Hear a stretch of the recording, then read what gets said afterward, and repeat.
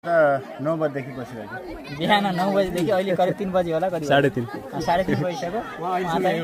निरन्तर यहाँ खटिरहनु भएको त्यसको लागि सरलाई चाहिँ धेरै धेरै सलाम छ अब चाहिँ हामी ढिला नगरी कस्तो अवस्थामा थियो तपाईले देख्नु बेला म रहँदाखेरि चाहिँ दुलभित्र थियो त्यसपछि फेरि एकचोटि निक्सियो निक्सिसके पुनः मैले सरलाई फोन गरेँ निक्सिन लागिसक्यो भने गाउँकालाई पनि अब तहसिल भयो नि त भोलि बिहान माग्न पनि नआउने हैन के भोलि बिहान यता त गयो भने गाह्रो नि अब समात्न पनि नसक्ने त्यसो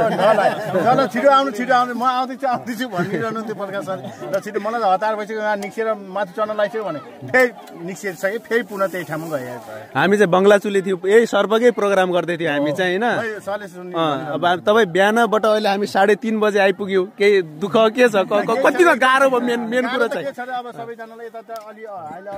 बस्नु नजिक नआउनुहोस् भोलि बिहान टोक्यो भने खतरा हुन्छ 5 मिनेटमा गइहालिन्छ भनेर सरले भन्नुभएको थियो त्यही अनुसार मैले निर्देशन दिँदै बसिरहेको ल एकदम तपाईलाई पनि मेरो तर्फबाट नि ह्युज एकदम थ्याङ्क्स गिभिङ छ अब चाहिँ हामीले त्यो रेसी गर्दाखेरि चाहिँ थोरै अझै क्राउडलाई चाहिँ अलि पछाडि गराउनु पर्छ ल त्यसमा चाहिँ थोरै कोअर्डिनेट गरिदिनुस् ल